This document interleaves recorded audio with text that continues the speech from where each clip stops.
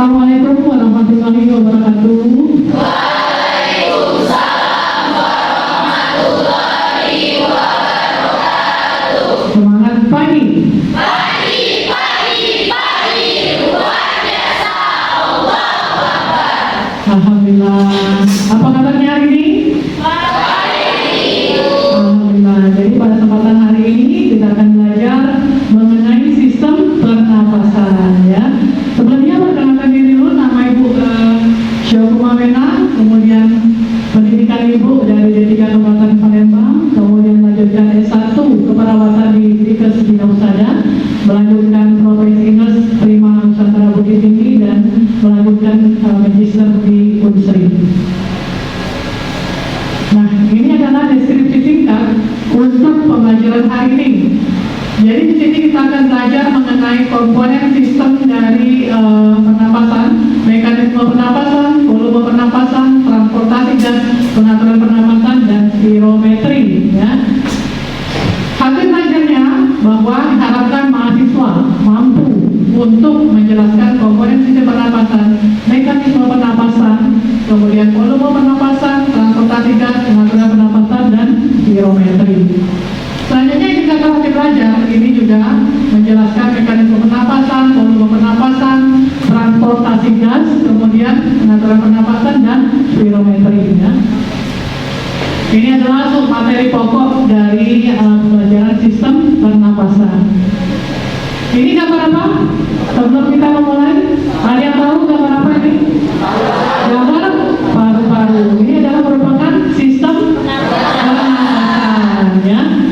Sebelum kita mulai, Ibu kasih pantun dulu, yes. Jalan-jalan ke Sungai Musi. Beli pempek enak rasanya. Alangkah enak belajar hari ini. Dapat ilmu yang berguna. Baik, ini gambar apa? Sistem pernapasan. Sekarang di sini kita melihat bahwa sistem pernapasan, mulainya yang harus kita ketahui adalah dari anatomi fisiologi dari sistem pernapasan. Untuk anatomi pernapasan itu ada dua, bagian atas dan bagian bawah, ya. Jadi di sini sistem pernapasan itu bagian atas adalah hidung, ya. Kemudian juga mulut. Bisa nggak bernapas dengan mulut? Bisa, ya. Kemudian setelah mulut apa? Paring, ya. Kemudian baru laring, ini ya. Kemudian masuk ke trachea, kemudian masuk ke bronkus, kemudian masuk ke bronchiolus, kemudian alveoli, ya.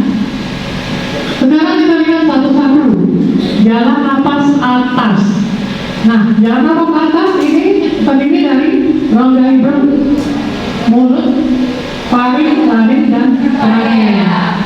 Jadi di sini napas atas itu batasnya hanya batas sampai trachea. Ini jalan napas atas, ya. Nah, sekarang kita lihat di sini hidung, mulut, ya. Kemudian paring, ini paringnya. Paring itu ada 3 bagian, nasofaring, orofaring, dan hipofaring. Ya, ada 3 bagian dari paring. Kemudian ada laring. Kemudian setelah laring apa tadi? Setelah laring trachea, ya.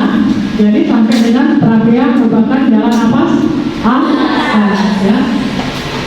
Sekarang kita ke hidung. Di hidung ini merupakan jalan napas atas, ya.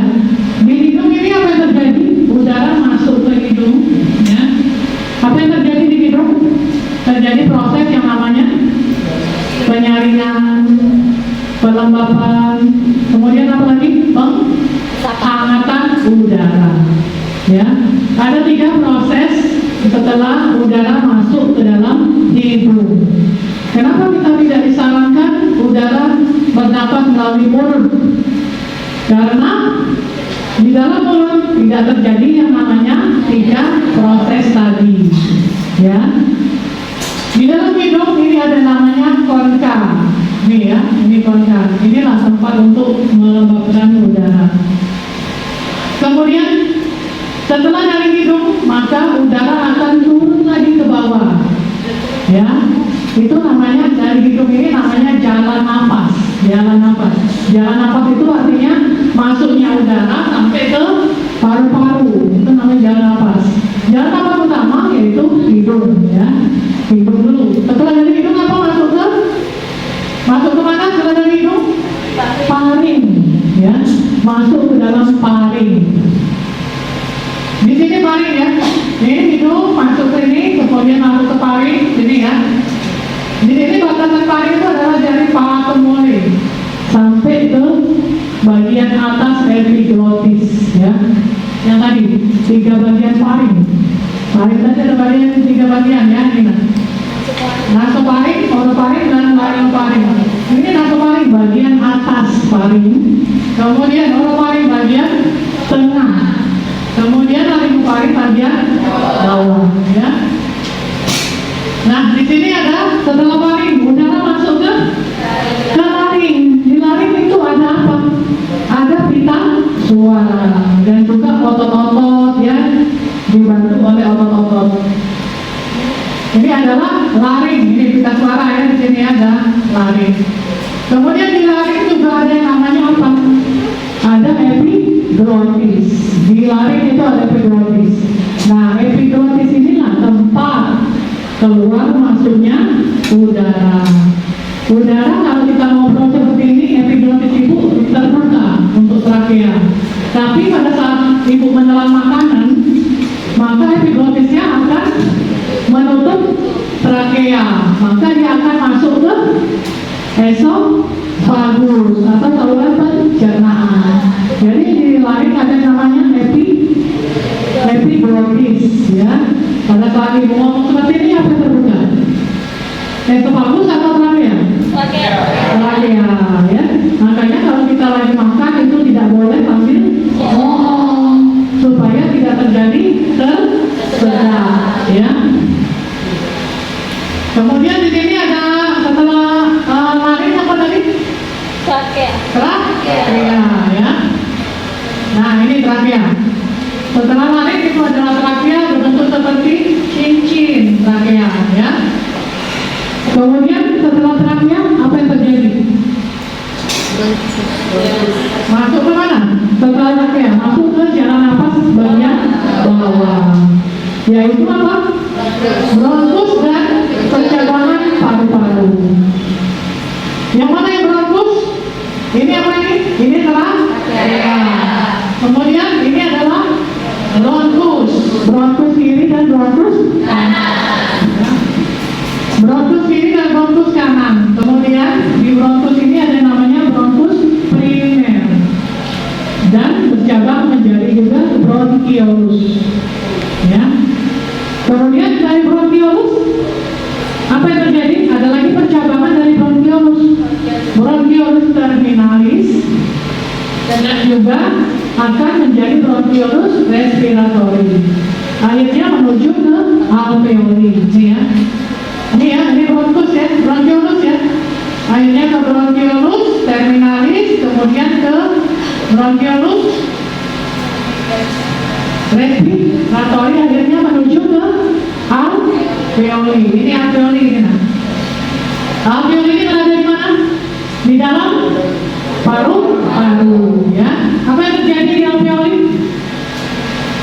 Terjadinya proses pertukaran gas antara oksigen dan karbon dioksida. Terjadilah proses yang namanya proses difusi. Pertukaran antara oksigen dan karbon dioksida itu namanya proses difusi. Nah, di sini kita lihat bahwa kenapa kok oksigen bisa masuk ke dalam alveoli, sedangkan di atmosfer ini banyak sekali zat-zat seperti nitrogen, karbon monoksida, karbon dioksida tidak masuk ke dalam alveoli, ya. Karena di sini perbedaan tekanan parsial gas, ya. Prinsip dari tekanan parsial gas itu tekanan tinggi dia akan mengalir ke tekanan yang rendah. Nah, sekarang kita lihat bahwa Sedangkan partial gas oksigen di atmosfer itu berapa ini? 160 ya, 160 di atmosfer. Sedangkan dia bisa masuk ke dalam hidung, kemudian kemana? Ke paru, lari, trakea, bronkus, bronkiolus, sampai ke alveoli. Itu tekanan di alveoli 100 ya. Dari tekanan tinggi ke tekanan yang rendah, dari 160 ke 100 ya. Kemudian dia bisa masuk dari alveoli, perputarannya dari oksigen dan karbon dioksida, terjadi proses difusi masuk ke dalam darah. Oksigen tadi masuk ke dalam darah karena di darah tekanannya berapa? Tekanannya 40 dari 100 ke 40 itu sudah masuk dia, bisa masuk ya. Nah akhirnya terjadilah masuk ke dalam darah oksigen. Oksigen masuk ke dalam darah, akhirnya dia berikatan dengan yang namanya hemoglobin. Kemudian darah yang akan kaya oksigen akan dibawa ke atrium kiri jantung ya. Kemudian dia akan dipompakan untuk dibutuhkan oleh sel-sel yang membutuhkan oksigen sebagai proses pembakaran sebagai metabolisme ya. Sedangkan karbon dioksida, dari hasil metabolisme ada karbon dioksida yang dihasilkan ya. Nah di sini kita lihat bahwa karbon dioksida itu tekanan di udara maksudnya berapa? 0,2. Sedangkan dia di dalam darah 46, sehingga dia bisa masuk ke alveoli, mau keluarnya keluar, sehingga dia bisa keluar ke atmosfer ya. Terjadilah proses yang namanya proses perfusi. Kalau yang tadi masuknya oksigen ke dalam darah berikatan dengan oksigen, itu namanya perfusi.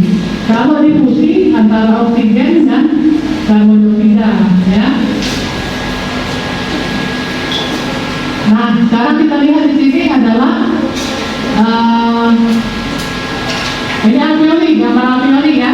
Nah, bagaimana oksigen dan karbon dioksida bertukar ya, seperti yang dijelaskan tadi, karena adanya perbedaan tekanan parsial gas ya.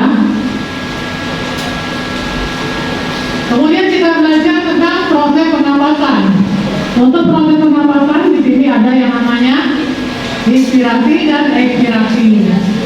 Inspirasi itu apa? Inspirasi adalah menghirup udara.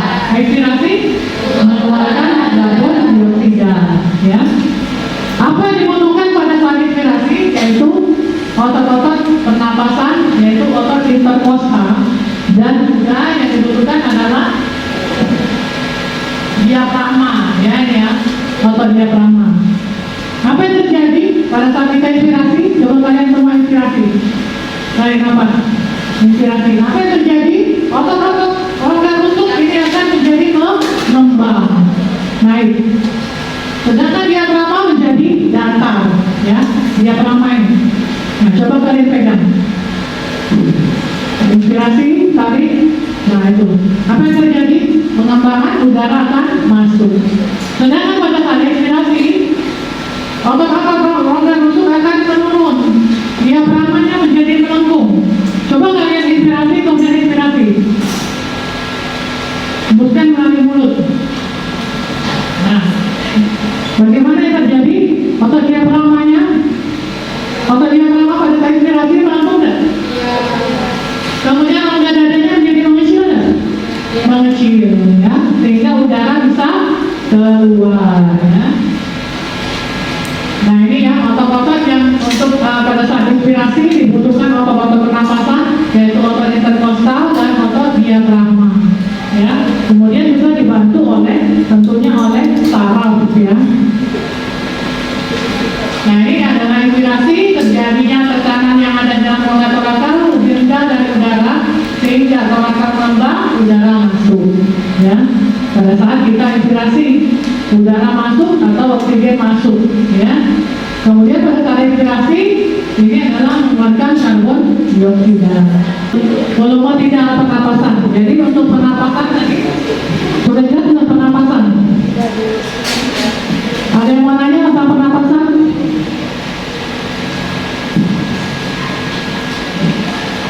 Yang mananya tadi tentang pernapasan? Ya, silakan. Sebutkan namanya ya.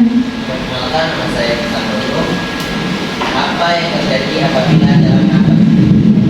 Ya, jadi apa yang terjadi, bagus sekali pertanyaannya ya. Apa yang terjadi kalau jalan nafas kita tertutup? Biasanya jalan nafas itu tertutup kalau pasien tidak sadar, ya. Misalnya pasien dengan luka pada banyak trauma, ya. Nah itu bisa terjadi tertutupnya jalan nafas. Tertutupnya jalan nafas ini bisa parsial atau sebagian, dan juga bisa tertutup total. Kalau tertutup sebagian itu biasanya disebabkan karena adanya lendir, darah, ya, kemudian mungkin tersedak, ya, itu tertutup sebagian. Kalau yang tertutup sebagian itu biasanya kalau karena adanya lendir, darah, kita bantu dengan suction, ya. Nah kalau pasiennya masih bisa diajak bicara, masih bisa batuk, kita suruh dia batuk, ya, sehingga dia bisa mengeluarkan sumbatan pada jalan nafas. Sedangkan kalau dia tertutup total, maka kita akan melakukan apa? Tertutup total. Kita mengaktifkan emergency, mengaktifkan EMS, ya, bantuan, meminta bantuan. Karena kalau dia tertutup total, maka pasiennya akan terjadi kebiruan pada wajah karena oksigen yang ke otak sudah tidak ada lagi, sehingga pasiennya akan wajahnya biru, bibirnya biru, ya, sehingga bisa terjadi kematian mendadak. Apa saja biasanya yang menyebabkan sumbatan pada jalan nafas? Sumbatan pada jalan nafas biasanya disebabkan misalnya makanan, ya, misalnya bakso, daging, ya, yang tertelan daging. Kemudian kalau anak-anak biasanya koin yang bisa masuk ke jalan nafas, ya. Jadi kita bisa bantu dengan mengeluarkan jalan benda asing tersebut, ya. Tapi kalau kita tidak bisa, kita rujuk ke rumah sakit dan segera aktifkan emergency, ya. Bagaimana? Ya. Baik, kita lanjutkan. Untuk volume pernapasan, di sini ada volume tidal, ya. Normalnya 6 sampai 10 cc per kilogram berat badan. Jadi di sini kita lihat kalau seandainya 8 cc penderita dengan berat 70. Di sini kan normalnya 6 sampai 10, boleh kita ambil 6, boleh ambil 10. Nah ini buat 8 cc, boleh ya, karena ini 6 sampai 10. Kita hitung berat badannya, berat badan pasien berapa? Kalau mau menghitung, ini ya, volume tidal pasien. Misalnya berat badannya 70 dikalikan 8, berarti berapa? 560. Untuk frekuensi pernapasan itu normalnya 12 sampai 20 kali per menit, ya, untuk normalnya RR. Jadi 12 dikali 560, jadi kebutuhannya adalah 6.720 cc per menit. Nah, volume tidal ini memerlukan untuk apa? Pada saat kita memberikan bantuan nafas supaya tidak terjadi pecah alveoli kalau kita memberikan nafas yang terlalu banyak atau terlalu berat pada pasien, ya. Ini jenis volume pernapasan yang lain, ya. Yang kedua adalah volume pasca inspirasi. Ini udaranya itu 3000 ml, ya, normalnya. Kemudian volume paksa inspirasi, berarti pada saat inspirasi itu dihembuskan sekuat tenaga, ya. Ini normalnya 1200. Kapasitas vital ini normalnya kalau 5 liter. Kalau di atlet bisa meningkat 6,5 liter. Kalau dia kurus 3 liter, ya. Kalau pasien dengan TBC ini bisa menjadi lebih sedikit lagi dari 3 liter, ya. Nah ini juga merupakan volume residual, merupakan jenis volume pernapasan. Volume residual ini normalnya 1,2 liter. Ini biasanya udara tersimpan di dalam paru-paru pada saat bioekspirasi. Jadi pada saat kita ekspirasi kan ada di jalan nafas kan, udara itu masih ada di jalan nafas, sudah kita ekspirasikan. Nah itu berarti volume residual. Kemudian kapasitas total paru ini merupakan normalnya 6 liter. Kemudian di sini ruang rugi normalnya 30%.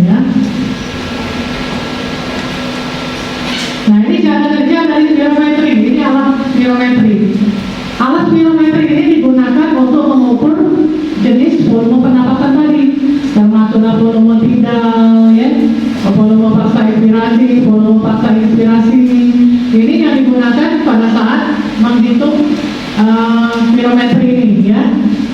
Jadi di sini kita disuruh bernapas, menarik nafas dengan menghembuskan nafas. Jadi inspirasi dan ekspirasi. Inspirasi banyak-banyak, kemudian baru ekspirasi. Di mana hidung orang itu ditutup. Jadi kita tarik nafasnya melalui mulut karena hidungnya ditutup, ya. Tabung yang ada di udara akan bergerak naik turun, sementara itu sedang mencapai bergerak putar. Nah, jadi begitu dia tarik nafas, hembuskan, tarik nafas, hembuskan. Lalu terakhir sekali tarik nafas pelan-pelan, hembuskan. Nah, baru itu dihitung volume pernapasannya. Dilihat dari gerakan di sini nanti ada gerakannya. Oh, volume tidaknya sekian. Oh, volume paksa inspirasinya sekian. Nah, kalau berdasarkan yang tadi, yang normal tadi, berarti dia normal. Ya, misalnya volume inspirasinya berapa. Kalau dia tidak sesuai dengan normal tadi, berarti ada kelainan, ya. Nah, ini jalan napas. Jalan napas itu merupakan nama lainnya adalah airway, ya. Jalan napas tadi itu adalah mulai dari apa? Jalan napas mulai dari hidung, laring, trachea, bronkus, ya. Sampai bronkus itu merupakan jalan napas, ya. Kemudian breathing adalah sistem pernapasan. Apa aja yang termasuk dalam breathing tadi? Inspirasi dan ekspirasi, ya. Nah, ini Ibu ambil daftar putaranya dari sini. Nah, sekarang kita evaluasi, ya. Jelaskan apa saja komponen dari pernapasan. Ya, Anita, silakan. Perkenalkan, nama saya Anita Sayani. Komponen pernapasan terdiri dari jalan nafas atas dan jalan nafas bawah. Jalan nafas atas terdiri dari rongga hidung, rongga mulut, laring, dan trakea. Sedangkan jalan nafas bawah terdiri dari bronkus dan percabangan serta paru-paru. Iya, tepuk tangan untuk Alika.